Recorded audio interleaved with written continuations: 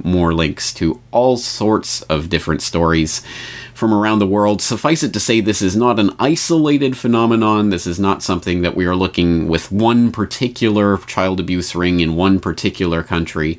We are looking at something that seems to be a widespread and persistent phenomenon, and has been so for decades at the very least. And of course, this raises the question of why? Why do we continue to see these types of scandals, particularly these types of scandals, pedophilia, cropping up with such frequency in the highest political offices? Is there some reason for this? Can we explain this phenomenon by recourse to things in the public domain? And I believe there is. And in order to start getting a handle on this, let's take a look at a very interesting comment that was left on the open source investigation into pedophiles in politics on CorbettReport.com by CorbettReport.com member and previous guest on the program, Dr. Tjeerd Andringa of the University of Groningen, a professor of cognitive sciences, who drew on his time and research in the cognitive sciences to leave this, I think, very informative comment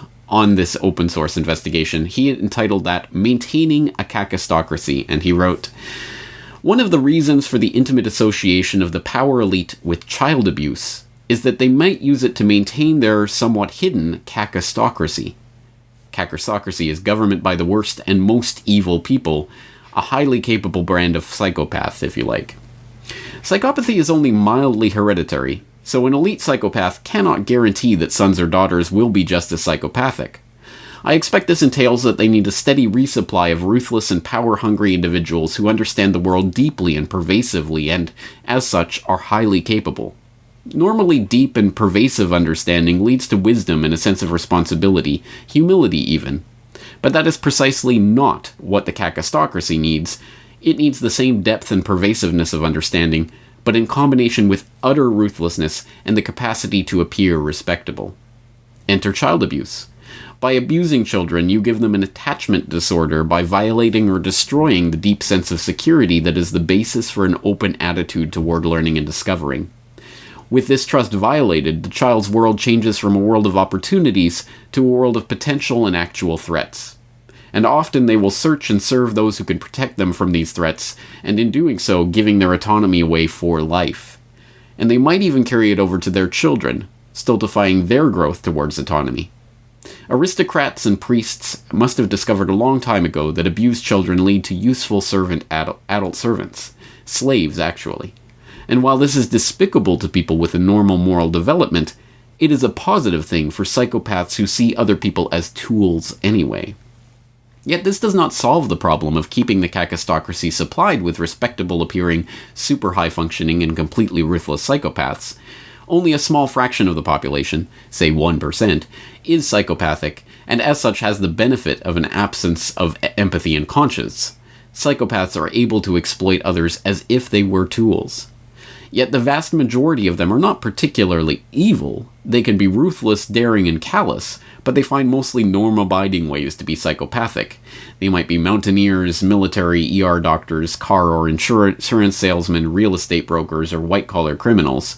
But most are definitely not the high-functioning individuals that compare with how the power elite see themselves and would accept as their peers. So how do you recruit suitable psychopaths in your midst if they do not advertise themselves as such? Enter child abuse again. If you organize events for the ambitious and capable in which they progressively can show that, notwithstanding their veneer of respectability, they are actually completely ruthless, you have the ideal recruiting grounds for the kakistocracy. Of course, blackmail plays a role, but the suitable candidates gladly let themselves become blackmailable because this gives them access to the inner sanctum of this kakistocracy. They prove themselves worthy members and loyal due to their blackmailability, and in return they receive access to power in a way they could never dream of on their own. After a while they become fully accepted, to a level that suits their capabilities, and they will help to maintain that system that gave them so many opportunities, and can end their respectability at any point in time. I think what I have sketched above is a useful framework to understand the dynamics of elite child abuse networks. It is never an incident, it is just the kakistocracy maintaining and reinvigorating itself. business as usual. But the few moments the abuse networks become exposed provide an ideal opportunity to glimpse the kakistocracy at work and frantically protecting itself. Once again, that was a comment from Dr. Tjeerd Andringa, who I think makes a very interesting point and adds a word, I'm sure, to many of the listeners' lexicon: kakistocracy, rule by the worst, which I think is pretty indisputably what we are suffering under. And as a result of that, I think we can see how this pertains to that maintenance of the psychopathic class that so obviously does steer so much of politics, and why child abuse is such a useful thing for them to use to maintain that kakistocracy.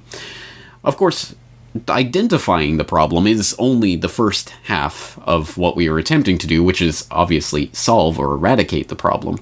And in the course of a conversation that I recorded with Dr. Andringa last week, which is available on CorbettReport.com, and which I suggest you listen to in its entirety, I had the chance of posing the question: does the identification of this kakistocracy and the way that it functions help us to actually confront and hopefully solve this problem of child abuse? And if so, how?